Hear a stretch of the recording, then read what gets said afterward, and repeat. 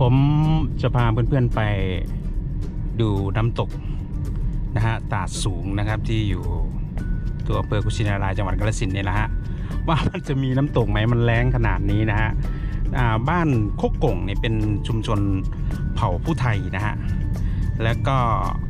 ตัวหมู่บ้านนี้จะอยู่บนภูเขาตามไหล่เขานะฮะติดภูเขาเลยก็ว่าได้นะฮะนี่เราไปกันนะเพื่อนๆนะ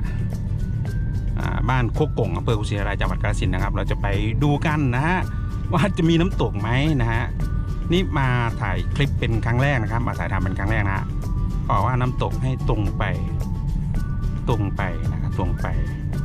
อ๋อขึ้นข้างบริเวณวัดนะนี่ฮะ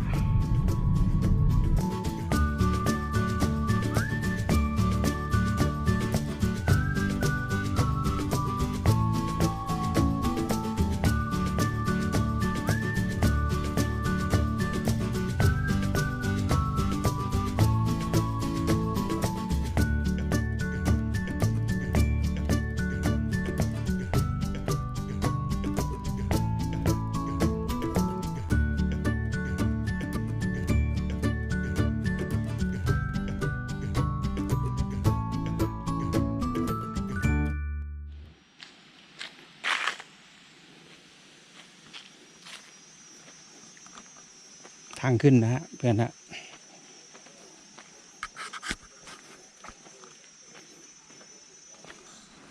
ขึ้นไปเลยป่ะพี่ขึ้นไปเลยใช่ไหมครับครับผมขอบคุณครับ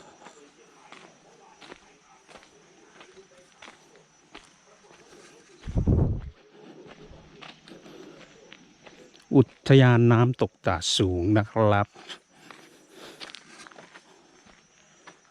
อำเภอกุชินารายจังหวัดกาฬสินธุ์นะครับเพื่อนครั้งแรกนะครับเนี่ย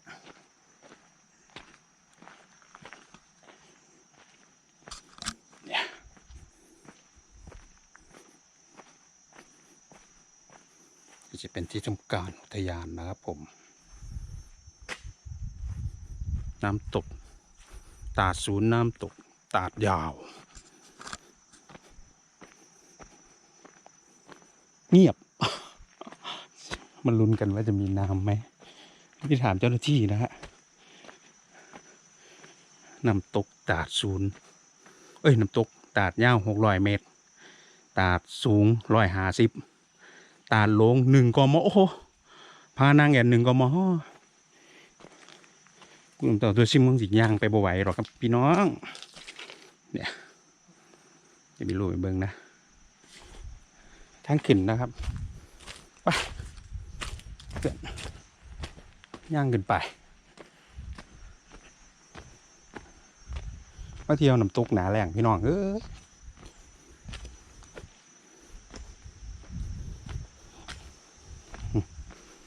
ทางขึ้นนะ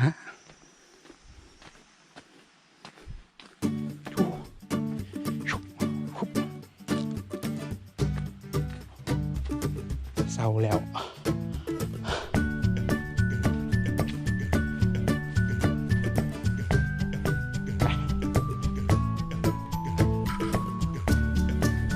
เมตร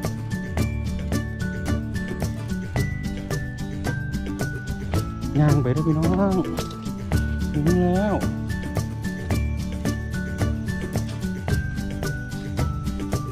มีป้ายเขียนบอกนะฮะ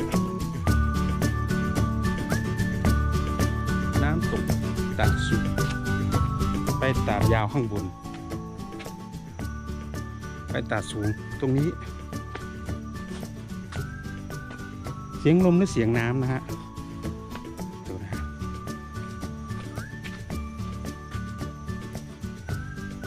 เพื่อนๆอยู่กับคุณน้ำเต้าสุชิมในช่อง YouTube นะฮะเดือนสิงหาคมนะครับวันที่ต้นเดือนสิงหาคมนะฮะพาเพื่อนมาเลาะบึงน้ำตกหนาแหล่งน้ำตกตาดสูงอำเภอกุชินารายจังหวัดกาฬสินธุ์นะฮะตานี่น่าจะแปลว่าสูงนะฮะข้างบนก็จะเป็นอีก1นะฮะโอ้จะตั้ง ที่นั่งชมวิวให้ดูนะฮะถึงแล้วน้ำตกตาดสูงนี่น้ำอยู่นะฮะเราคงขึ้นไม่ขึ้นไปข้างบนดีหรอกนะฮะตกตาดสูงโอ้นี่เพื่อนมีสะพานให้ถ่ายชมวิวนะครับแล้วเราจะเนี่ย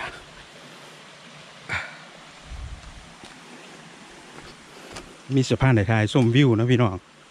เป็นตะผ้าหากลงดีป่ะเนาะดูฮะ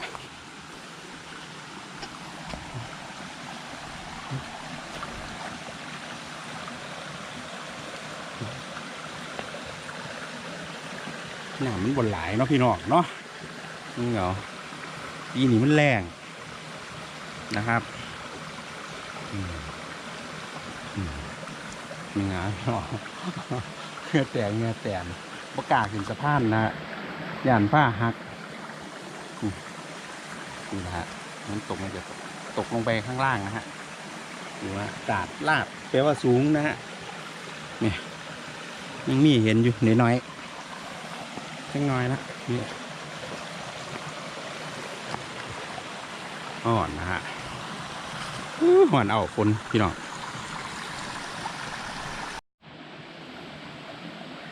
ถ้าฤดูน้ำหลากเนี่ยมันจะสวยมากเนาะพี่น้องเนาะสะพานปากกาขึ้นไปแล้วครับนี่ตกลงไปไหลลงไปข้างล่างนะฮะปีนี้มันแรงงามหมดทานเล็กๆ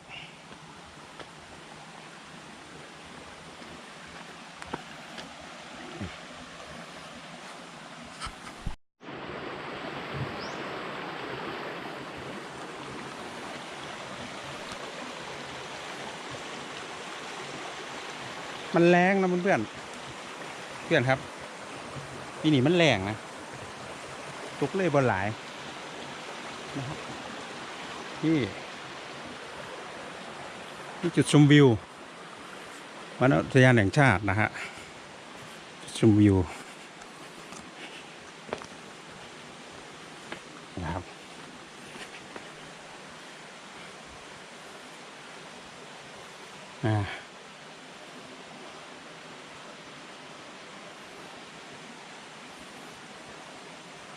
โอเคครับเพื่อนๆฮะมาน้ำตกผู้เดียวแขนตอนเที่ยงพี่น้อง ปีนี้มันแรงนะเล่นน้ำบหลากบหลายปันใดนะนี่ก็ว่าห้ามกระโดดน้ำบนได้พี่น้องเนี่ยวันนี้อุทยานแห่งชาติน้ำตกตาดสูงนะฮะอำเภอกุชินารายจังหวัดกาฬสินธุ์ครับโอเคครับกดไลค์กดแชร์กดติดตามครับผมเต้าที่10ในช่อง YouTube ครับ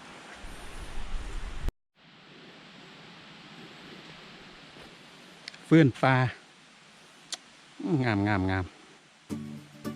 เรียกถูกหรือเปล่าครับเพื่อนคนไหนรู้จักก็คอมเมนต์ใต้คลิปนะครับเราจะลงไปด้านล่างแล้วนะฮะร้อนมากนะอยู่บนภูเขานะฮะ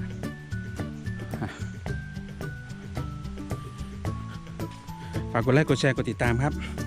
คุณเต้าทีมในช่อง YouTube ครับเราคงไม่ขึ้นไปอีกตาดหนึ่งนะฮะตาดยาวเราคงไม่ขึ้นไปนะก็จะเดินขึ้นไปอีกนะฮะประมาณ50 เมตรนะฮะข้างบนเพื่อนมาชมบรรยากาศครับโอเคครับท่านไหนที่เข้ามาใหม่ก็ฝากกดไลค์กดแชร์กดติดตามด้วยนะครับผม